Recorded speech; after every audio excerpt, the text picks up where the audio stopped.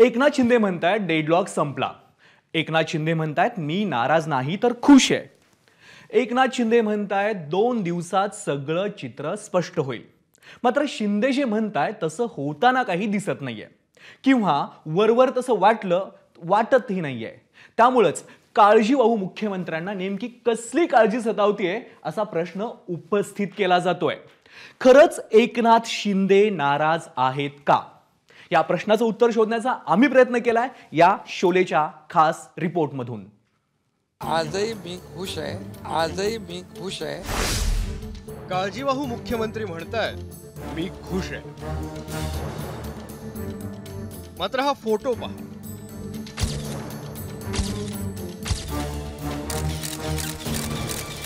किती जणांना एकनाथ शिंदे खुश दिसतायत? उद्याची बैठक कुठे होणार आहे? मुंबईत की दिल्लीमध्ये? उद्या मुंबईत होईल। उद्या मुंबईत होईल।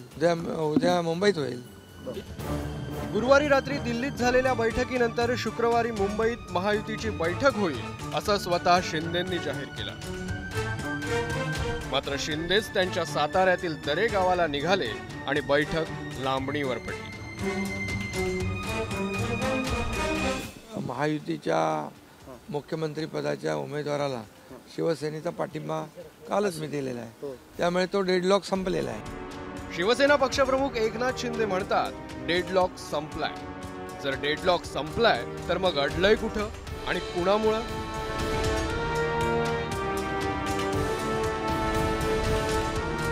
पाहिलं, उत्तरं एकनाथ शिंदेंनी दिली आणि त्याच उत्तरांनी अनेक प्रश्न जन्माला घातले। त्यातला सर्वात मोठा प्रश्न म्हणजे एकनाथ शिंदे खरंच खुश आहेत? महाराष्ट्राचा मुख्यमंत्री आणि सरकार स्थापनेबाबत निर्णय घेण्यासाठी अमित शहांच्या नवी दिल्लीतल्या घरी बैठक पार पडली। या बैठकीत नेमकं काय ठरलं हे अधिकृतरित्या कोणी जाहीर करत नाहीये। मात्र या बैठकीतले फोटो चांगलेच चर्चेत आहेत। याचं कारण फोटोतील एकनाथ शिंदेंच्या चेहऱ्यावरचे भाव। हा फोटो पहा। फुलांचा गुच्छ देणाऱ्या फडणवीसांच्या आणि गुच्छ स्वीकारणाऱ्या अमित शहांच्या चेहऱ्यावर हास्य आहे। अपवाद फक्त एकनाथ शिंदेंचा।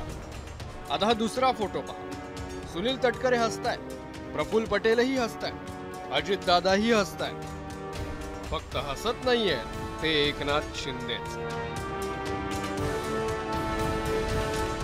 अमित शहा साहेबांसोबत जो फोटो आला, हा काय झालं? त्या फोटोवरून चर्चा सुरू झाली। काय फोटो मध्ये काय आहे? तुमचा चेहरा गंभीर। अरे मी आता तुम्हाला कधी गंभीर कधी हसरा काय काय तुम्ही आता ठरवताय, ते तुम्हीच ठरवा। लाडके भाऊजाऱ्यापासून तुम्ही हसरे दिसतात सगळीकडे। अरे बाबा, आजही मी खुश आहे। आतापर्यंतच्या इतिहासामध्ये कधी एवढी मेजॉरिटी मिळाली नव्हती। याचा अर्थ काय? याचा अर्थ सरकारवर जनता खुश आहे। अमित शहांच्या निवासस्थानी पार पडलेल्या बैठकीत सगळं ठरलं असेल असा कयास सगळ्यांनीच लावला।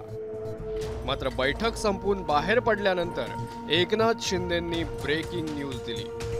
शुक्रवारी होणाऱ्या महायुतीच्या बैठकीची ब्रेकिंग न्यूज। महायुतीची मुंबईत निर्णायक बैठक पार पडणार म्हटल्यावर मीडियावाले सकाळपासूनच सज्ज झाले।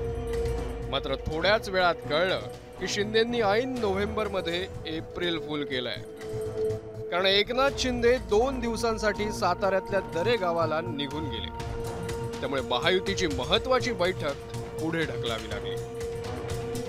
कुठेही ते नाराज नाही आहेत, परंतु त्यांची तब्येत जी आहे, त्यांना ताप देखील काल होता, त्यांना सर्दी देखील झालेली आहे। आणि असं असताना आपण ते नाराज आहेत म्हणून दऱ्याला गेले असं सांगणं हे फार चुकीचं ठरू शकतं।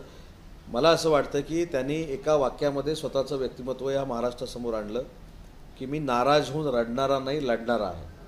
त्याच्यामुळं प्रत्येकाला धावपळीतनं काही आरोग्याच्या अडचणी निर्माण होऊ शकतात आणि त्याच्यासाठी जर ते तिथं गेले असतील चांगल्या वातावरणामध्ये तर त्याचं ते नाराज होऊन गेले किंवा नाराज न होता गेले हे आपण प्रेडिक्शन करण्यामध्ये काही पॉईंट आहे असं मला वाटतं। एकनाथ शिंदे दरे गावाला निघण्यापूर्वी वर्षा बंगल्यावर काही अनपेक्षित चेहरे दिसले। शरद पवारांच्या राष्ट्रवादीचे जितेंद्र आव्हाड आणि एकनाथ शिंदेंशी काडीमोड घेत महायुतीतून बाहेर पडलेले बच्चू कडू या दोघांनी एकनाथ शिंदेंशी नेमकी कशावर चर्चा केली हे काही कळायला मार्ग नाहीये। असं तर्कवितर्क लावले जात आहेत की आपल्या भेटीमागचे काय नेमकं आपण क्लिअर करू शकता का? तर्क वितर्क हा राजकारणात राहिलाच पाहिजे, संशय हा राजकारणात राहिलाच पाहिजे, तरच तुमचं महत्त्व वाढेल ना. आज तुम्ही तर्क वितर्क केलं तर महाराष्ट्रात चर्चा होईल ना. जर सगळंच तुम्हाला मी उघडपणाने सांगितलं तर महाराष्ट्रात चर्चा काय होणार, काहीच होणार नाही. त्यांना मी विचारलं का अचानकपणाने गावी चालून राहिलं, ते म्हणाले मला जरा थकवा आलाय, खूप लोक भेटायला येतात त्यामुळे गावी चाललोय. अमित शाह आणि सीएमची काल बैठक. बरोबर आहे, उद्या अमावस्या आहे, अमावस्येला कोण शपथविधी करतं काय? खरं तर अमित शहांच्या निवासस्थानी पार पडलेल्या बैठकीनंतर सगळ्या प्रश्नांची थेट उत्तरं मिळण्याची अपेक्षा होती. मात्र एकनाथ शिंदेंच्या नाराजीच्या चर्चा, अचानक त्यांनी दरेगावाकडे घेतलेली धाव, शिवसेनेच्या नेत्यांच्या वक्तव्यामुळे वाढणारा संभ्रम, या सगळ्यामुळे सत्ता स्थापनेची प्रक्रिया थोडीशी स्लो झाल्यासारखं वाटतंय. तुम्हाला काय वाटतंय? ब्युरो रिपोर्ट, एबीपी माझा. एबीपी माझा, उघडा डोळे बघा नीट.